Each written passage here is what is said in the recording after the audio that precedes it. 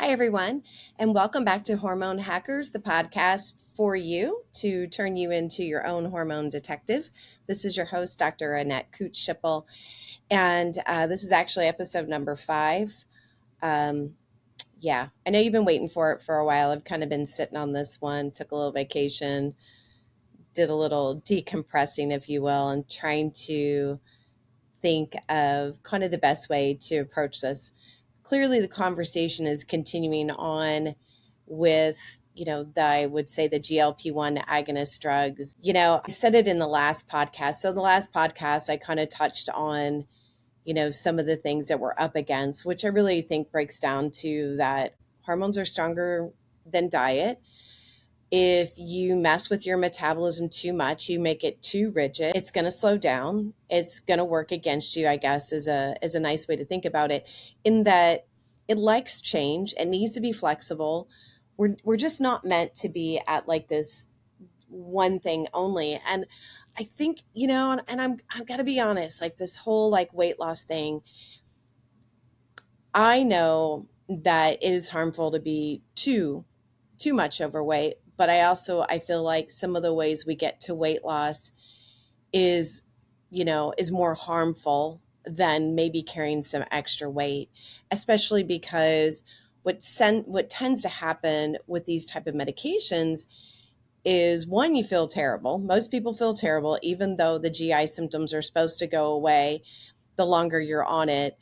I'm finding that's not always true.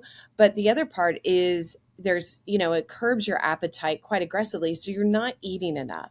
So if you're not eating enough, then you will develop, obviously this lean muscle mass. They say it's like 20 to 40% of muscle loss. Now, this is known as sarcopenia. If you're younger and you're doing this, you might have no trouble recovering from it, I would say, once you come off the medication. But if you're older and you experience this much muscle loss, it's going to be incredibly difficult to get that back. And part of that is the weight loss is so rapid, there's not enough nutrition. And when you think about that, there's not enough time to rebuild lean muscle, nor are there the resources for it. So I do feel like that's a pretty big deal, because then that starts to affect your bones, that affects your movement, your quality of life, so many other things that come into play. Now, I would say that the hope would be, with proper guidance, maybe this would be minimized, and that would be, I guess, finding ways to get in a lot of protein, kind of boosting that nutrition so that it is not such a calorie deficit. Kind of one of my thoughts that I was thinking about this reminded me, what's going on right now reminds me a little bit of the HCG diet. If you guys remember that, there was pills you could take, or there was injections you could take. And while you were doing the HCG diet, you would consume zero fat, and you would have 2 meals a day, protein, and high amount of certain vegetables. But essentially you were eating approximately about 500 calories per day. And yes, you lost weight. Of course you're going to lose weight. But again, this creates a lot of stress. It's not enough nutrition. And kind of like this, I find that on the other side of it, the minute people stop doing it, they would gain the weight back. And so kind of like this yo-yo would begin again. And, it's kind of like, okay, so what is the choice? What are the options? What can we do here? When I think about, okay, going through menopause, I'm someone who, just like everybody else, has struggled with my weight off and on through the years. And usually I've noticed that a lot of times it comes with big hormonal shifts, like, going through puberty, having some weight gain, getting pregnant, and then, losing weight. And then kind of going through a phase where I probably, under stress, I was probably in greater catabolism. I would say there was a point in my 40s where I was probably very thin by all standards. Of course, I didn't believe it. I look back and go, oh man, I wish I was as fat as I thought I was. But with that, I had lost quite a bit of lean muscle. And I remember thinking, gosh, what happened to my quads, right? But I was wearing a smaller size, so wasn't that kind of the goal? And weirdly enough, it wasn't. but finding, how do I balance this out? And then when I went through menopause, without really changing anything, and actually in some ways doing some things better, the weight came on. And I was like, okay, I've got to calm down. I've got to get through this, because as I was going through menopause, I wasn't sleeping as well.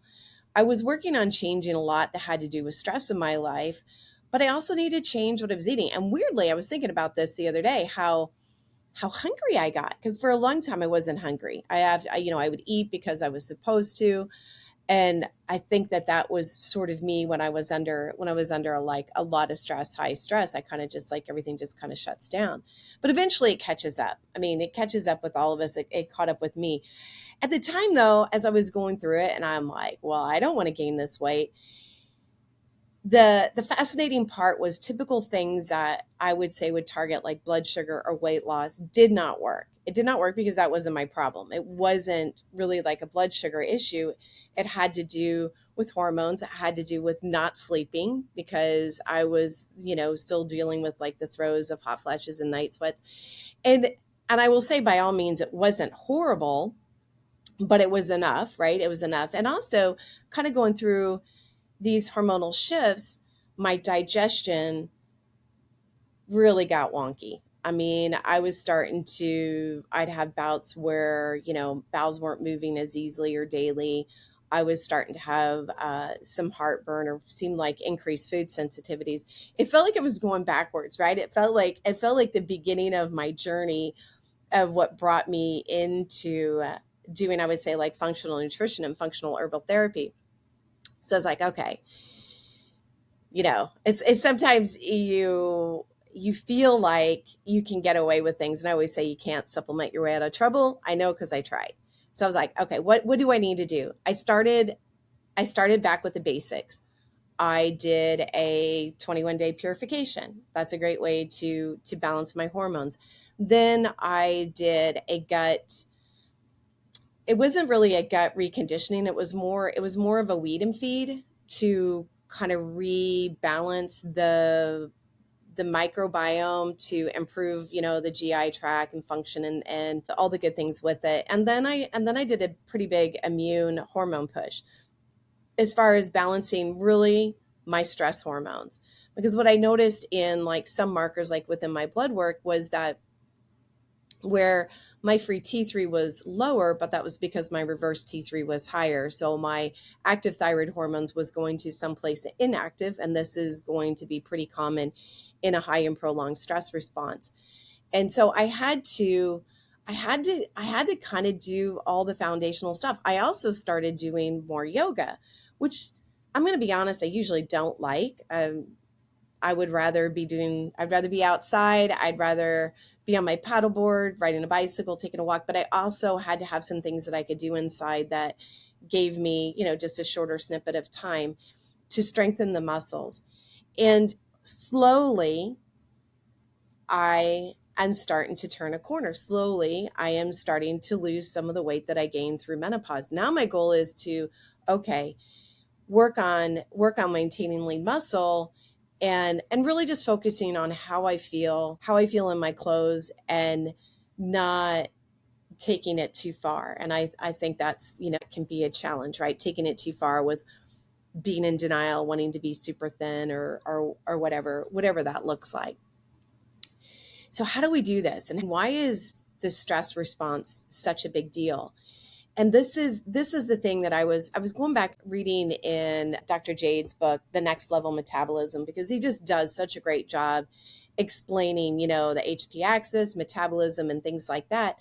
But I was having this thought, how he talks about our metabolism needs to be flexible, which is so true. Sometimes we eat a little less, sometimes we eat a little more. And the more we change it up, I think the better off we are, because it'd be kind of like lifting the same weight, right? So imagine if you were lifting 50 pounds every day the same way. Now, initially, that 50 pounds might have felt like a challenge. And I know I'm just using a number, right? Some of you are going like 50 pounds, I can do 300. But imagine though, if you were doing the same thing day after day after day after day, and you never change it, there's no challenge. It is not going to stress anything. It may not really create a change at all. You get to a certain point and then you plateau. And this, I do think this is what can happen within our body. What I think is fascinating is that our stress response also needs to be flexible. And I like the word resilient. We needed to be more resilient in that when there is a greater challenge, we can rise to it. But yet when we're out of that greater challenge, we're still not in that stress response. We calm back down. We come back to allostasis, homeostasis, however you want to say it. And this is where certain herbs, I think, are critically important for our metabolism, but also making our stress response more resilient. Because I will die on the hill that if your adrenals are not happy, nothing's happy. Your gut will not be happy. Your immune system will not be happy. Your metabolism will not be happy. Your blood sugar will not be happy. Your moods will not be happy, right? You kind of get the idea. And thereby nobody around you will be very happy either. But to me, it is probably one of the most important things that we need to give more attention to. And yet I think we've become a little bit jaded about it. Like, well, you know, everybody has stress, everybody's this and everybody's that. No, that to me is a little bit of a cop out, even for the healthcare practitioners that are supporting you. Everybody is different. Their stress response is unique, or what they respond to will also be different. There we have a plethora of herbs that can support our stress response and thereby making us more resilient. But in that, we still have to have the foundation. We still have to have B vitamins. We have to have vitamin C. We have to have iron. We have to have zinc. We have to have the minerals, potassium, calcium, magnesium. You've got to have the foundation first and foremost. And of course, being able to digest and assimilate. And then this is where, the herbs come in to really help and support us. And I do believe it looks different as we go through time. Something that worked for you in your 20s or 30s, and now you feel like you hit a plateau, well, it's time to change. Because again, if we were doing everything right, and yet our body says something different, then we're not doing everything right. Whether that is the need to change up diet, change our exercise routine, change our herbal and whole food support protocols, whatever it is, something needs to change. I get it. I'm a little stubborn because, I'm a bit habitual. So doing the same thing over and over sometimes is easy for me. But if I'm not getting the results I want, I got to think about this a little bit differently.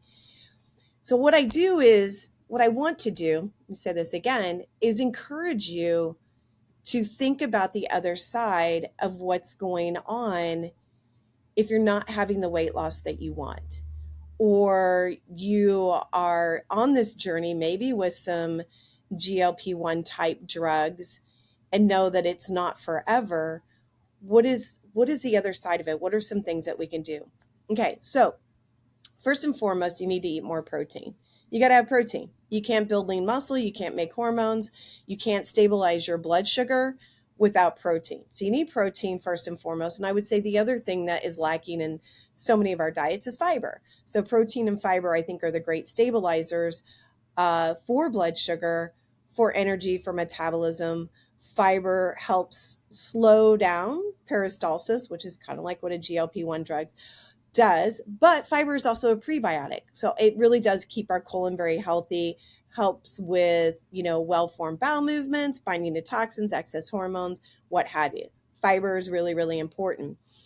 If we look to nature and look at what is nature's GLP-1 agonist, or what helps us with our metabolism and so forth, we're going to find it's in the bitters. So the bitter herbs or the bitter vegetables that we can eat are going to enhance our overall digestion, managing blood sugar, GLP-1, incretin, and so on and so forth. All these different things that we need to be really balanced and have this flexible metabolism. Some of that can be ginger, wormwood, gentian, berberine. You guys have heard about berberine. Some of this, we can find it in kale, spinach, arugula, dandelion greens. These are bitter vegetables that we can eat more of. Now, one of my favorite herbs of all time that I think if you're struggling with the sugar cravings, if you're struggling, with an imbalanced lipids, maybe the pancreas is not as happy as it could be, I would say is gymnema. Gymnema is a very bitter herb. When you taste it, it can have the ability to anesthetize the taste buds for something sweet. So yeah, it can kind of ruin that. But don't we eat mostly, I mean, a lot of times if someone is eating a lot of sugar, it's for pleasure. So if it doesn't taste as good, this can be a good thing. But gymnema sylvestre, the one I use, is a medier form of gymnema, but I found that at high doses it can curb the appetite, definitely knock out sugar cravings, and help you develop better habits. So we might start with a high dose initially, and then as you get better and better, and we slowly reduce that, so that it still helps supporting the pancreas, the pancreatic beta cells, helping with a lipid profile, curbing cravings and so forth, but you don't always have to stay at this high dose. Now we could also add in berberine, we could add in some other herbs. Well, another one of my favorites that I like to combine with, I would say, my stress support is something called black cumin seed. It is the herb nigella. Now, this is very different from black seed oil, okay? And again, oil has its own other challenge of digesting and utilizing. But when we use black cumin seed from nigella and we're looking at this tablet form of it, I kind of love that they'll talk about it in more like Indian medicine, that is for everything that ails you except death. So why wouldn't you want to take it, right? That means it helps. Well, I would obviously helps with everything. One of the places that it shines where there's been research is in the area of allergies, allergic rhinitis, seasonal allergies, anything like that. It's helpful. It is also supportive for balancing blood sugar. It is help with digestion. It is a big one for elevated antibodies, especially that we see with thyroid. And another thing that it does is it helps increase metabolism. And this is kind of a great herb because you can use it sort of in any kind of state, where there are some herbs that might be a little bit harder to come by that are also good for metabolism, that have more of an impact specifically on the thyroid. That could be something like bladderwrack. But we could pair black cumin seed with something like ashwagandha, which is also known as withania, to balance cortisol and also improve thyroid function. But there would be some other ways that we could incorporate some of these herbs into, what we're doing. And then you got to be patient, because like for me, if I look at the years, I would say I was stressed out and probably, had lost, I would say, a fair amount of weight. I probably kept myself pretty stressed for probably 8-10 years. I don't know. I've lost time, so it might have been longer than that.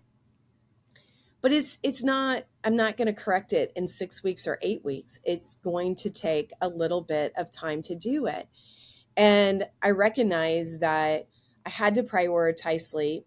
I had to think again about what I was eating. I needed to eat differently than what I'd been doing, because I had kind of fallen into that, I would say, restricted time eating, right? Where I just have coffee in the morning. I mean, sometimes I still do that, but I try to pay attention to, do I wake up? Am I a little hungry? Having an apple or having a protein shake. But for a long time, didn't matter how hungry I was, I did not eat breakfast. I'd have my coffee and I would do 2 meals and that was it. And, to be quite honest, I probably wasn't getting enough calories in. And so I did lose weight. And I also lost, as I said, like lean muscle mass. Now, everybody, I do believe, is different. We talked about this. I talked about this last time. Genetics do play a role. Some people under stress will gain weight, whereas the other person might lose weight initially. And I'm going to say either side of it is probably not great on your overall health. I look at, when we think about losing lean muscle mass, think of all the muscles in your body. Think about, there's a potential that you are also stressing your heart, because your heart is a muscle. And of course, just getting that adequate nutrition in. So as we think about how to feel better, be better, live better, I want to remind you of these things. Food is nutrition. So if you start there, that's like a great place to start. prioritize your protein and fiber, watch refined carbohydrates, make sure you have adequate fat. And if you need to, maybe for a short time, eliminate all grains. This can be a really good way to balance blood sugar if you're tending, to run a little high. The fats will help with hormone sensitivity so that the insulin that you are making can do its job properly. Keep in mind that if you have been overweight and you have rapid weight loss, you might also be mobilizing a whole lot of toxins that have been stored in the fat tissue. You might also be mobilizing maybe excess hormones. This could make you feel worse, and this could also wreak some havoc in some other ways. I think following, you know, well, I mean, I do a 21-day purification. I think a program like that could be really good. But again, this could just be simply increasing the fiber content to bind to that. That could be really, really tremendous. Or you could work with a practitioner like me that has a really nice protocol, and it's like a diet elimination, which is why I love it, and it's really good.